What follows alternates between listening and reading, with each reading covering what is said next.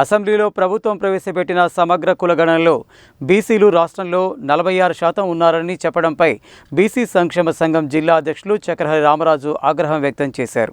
ప్రభుత్వం చేపట్టిన గణన బీసీలకు వ్యతిరేకమైన గణన అని అన్నారు. మహాత్మా జ్యోతిబా పూలే బీసీ భవన్లో కుల సంఘాల నాయకులతో బీసీ సంక్షేమ సంఘం ఆధ్వర్యంలో సమావేశం నిర్వహించారు. ఈ సమావేశంలో జిల్లా అధ్యక్షులు చక్రహరి రామరాజు మాట్లాడుతూ అసెంబ్లీలో ప్రభుత్వం ప్రవేశపెట్టిన సమగ్ర కులగణనలో బీసీలు రాష్ట్రంలో 46% ఉన్నారని చెప్పడంపై ఆగ్రహం వ్యక్తం చేశారు. ఈ సర్వే అశాస్త్రీయంగా తప్పులు తడకగా ఉందని అన్నారు. ఇప్పటి వరకు భారతదేశంలో జరిగిన సర్వేలన్నింటిలో బీసీలు 50%కి పైగానే ఉన్నట్లు చూపించారని, కానీ ఈ సర్వే ప్రకారం రాష్ట్రంలో బీసీలు 46% మాత్రమే ఉన్నారని చూపడం చాలా అన్యాయమన్నారు. తెలంగాణ రాష్ట్రంలో గ్రామాలలో అత్యధికంగా ఉండేది బీసీలు మాత్రమే అని, కానీ వారి శాతం ఎలా తగ్గిందని, దీనికి కారణం ఏమిటి అని ప్రశ్నించారు. ఈ సర్వే సమగ్రంగా జరగలేదని, నల్గొండలో చాలా మంది తమ కుటుంబాలను సర్వే చేయలేదని తెలియజేశారని తెలిపారు.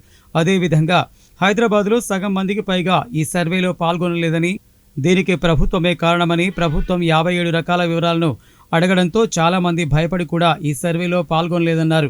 2014లో బీసీలు 1,85,60,000కు పైగా ఉంటే ప్రస్తుత సర్వేలో బీసీలు 1,64,00,000 మాత్రమే ఉన్నట్లు చూపిస్తున్నారని, అంటే 21,60,000 మంది బీసీలు ఎక్కడికి పోయారని ప్రశ్నించారు. ప్రభుత్వం వెంటనే ఈ సర్వేను పునఃసమీక్ష జరిపి కేవలం కులగణనను మాత్రమే జరిపి ఖచ్చితమైన బీసీల లెక్కలను తేల్చి అసెంబ్లీలో తీర్మానం చేసి పార్లమెంటు ఆమోదానికి పంపాలని డిమాండ్ చేశారు. ఈ సమావేశంలో ప్రధాన కార్యదర్శి నేలపట్ల సత్యనారాయణ, కార్యనిర్వాహక అధ్యక్షుడు కాసోజు విశ్వనాథం, గౌరవ అధ్యక్షుడు కంది సూర్యనారాయణ, సీనియర్ ఉపాధ్యక్షులు కేశవైన శంకర్ ముదిరాజ్, ఉపాధ్యక్షులు నకరేకంటి కాశయ్య గౌడ్, అదనపు ప్రధాన కార్యదర్శి గోలి విజయ్ కుమార్, కార్యదర్శి ఆదినారాయణ తదితరులు పాల్గొన్నారు. 2014లో జరిగినటువంటి యొక్క సమగ్ర కుటుంబ సర్వేలో ఒకటే రోజు జరిపింది. అయితే ఆ సర్వేలో మన యొక్క ఎక్కడెక్కడున్న బొంబాయి అక్కడెక్కడ ఉన్నటువంటి వాళ్ళు కూడా ఆ ఒక్కరోజు సర్వేలో అక్కడి నుంచి వచ్చి పాల్గొన్నారు. ఎందుకంటే మేము పోకపోతే మా కార్డు పోతుందేమో, అది పోతుంది భయానికి పాల్గొన్నారు. కానీ ఇప్పుడు జరిగినటువంటి సర్వేలో 57 కాలమ్స్ పెట్టి నీ ఆధార్ కార్డు చూపించు, నీకు కారు ఉందా, నీకు ఇల్లు ఉందా, నీకు ఇన్కమ్ ట్యాక్స్ ఉందా, ఇట్లా అనేకమైనటువంటి ప్రశ్నలు పెట్టి ఈ సర్వే జరిపినందువలన ఏమైందంటే చాలామంది భయభ్రాంతులైంది. మేము ఒకవేళ ఇవన్నీ చెప్తే మా రేషన్ కార్డు పోద్దేమో, మరి ఇంకేం పోతాయో, రకరకాలైనటువంటి భయాలతో ఈ యొక్క సర్వేలో పాల్గొన్నటువంటి వాళ్ళు కూడా చాలామంది ఉన్నారు. బీసీల యొక్క సంఖ్య తగ్గుతుంది, ఓసీల సంఖ్య పెరుగుతుంది.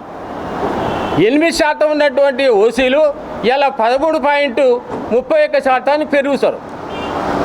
బీసీలేమో 51% నుంచి 46% తగ్గుతారు. ఇదేమి కుట్ర? దీని వెనుక మరి ఏం కుట్ర దాగి ఉందనే విషయాన్ని మరి బీసీలంతా ఆందోళన చెందుతున్నారు.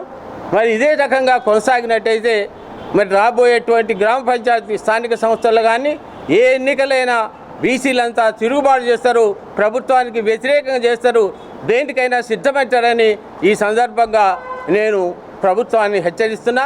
ఇవన్నీ సవరించుకొని సమగ్రమైనటువంటి మరొకసారి సర్వే చేసి బీసీల యొక్క ఖచ్చితమైనటువంటి జనాభా లెక్కలు తేల్చి తర్వాతనే మరి లోకల్ బాడీస్ ఎన్నికలకు పోవాలని ఈ సందర్భంగా ప్రభుత్వాన్ని హెచ్చరిస్తున్నా. 1,85,00,000 మంది ఉంటే ఇప్పుడు 1,61,00,000 మంది ఎలా వస్తారండి? ఎక్కువగా వాళ్ళ జనాభా కానీ 5% జనాభా తగ్గించారు. అలానే ముస్లిం జనాభాని తీసుకొచ్చి బీసీలో కలుపుడు ఎక్కడిది? అది వేరే ఇది వేరే. మన బీసీ జనాభాని సపరేట్గా చూపించాలి. చూపించి అలానే మనకు 46%, 42% కామారెడ్డి డిక్లరేషన్ ప్రకారం చేస్తాని చట్టసభల్లో తీర్మానం చేపించి 42% చేసి పార్లమెంట్కి పంపించి దాన్ని చట్టబద్ధ చేయాలి. అలానే బీహార్లో కానీ తమిళనాడులో కానీ మన బీసీలకు ఎక్కువ శాతం రిజర్వేషన్ ఉంది. అదే ఇది అంతా తప్పుల తరగ 75 కాలంలో పెట్టి ఆధార్ కార్డు చూపియండి, ఇన్కమ్ ట్యాక్స్ ఉందా, నీవేంది, నీ కారు ఉందా, ఇవి అన్నీ చెప్తే ఎట్లా చెప్తారండి? వాళ్ళకి కావాల్సింది కులగణన, క్యాస్ట్ అంటే క్యాస్ట్ మీదనే సెన్సర్ చేయాలి. ఇవన్నీ కాలంలో పెట్టి అందరు భయభ్రాంతులు చేసి వాళ్ళు ఆధిపత్య పోరుకు వాళ్ళు 8% నుంచి 15% ఎట్లా పెరుగుతారండి?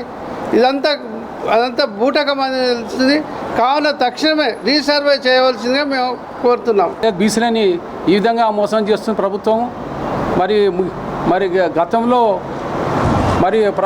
వీళ్ళ యొక్క కాంగ్రెస్ ప్రణాళికలో 42% బీసీలకు చట్టబద్ధత కలిగి రిజర్వేషన్ కల్పిస్తామని చెప్పి ఈరోజు అదే అసెంబ్లీలో చట్టబద్ధత లేకుండా, తీర్మానం లేకుండా, ఆమోదం లేకుండా పార్టీ పదవులలో కాంగ్రెస్ పార్టీ పదవులు 42% ఇవ్వడం అనేది ఎంతవరకు సంబంధించిన ఈ విధంగా బీసీలను మోసం చేస్తున్న ప్రభుత్వం తగిన వచ్చే ఎన్నికల్లో తగిన గుణపాఠం చెప్పాల్సిన అవసరం ఉన్నది.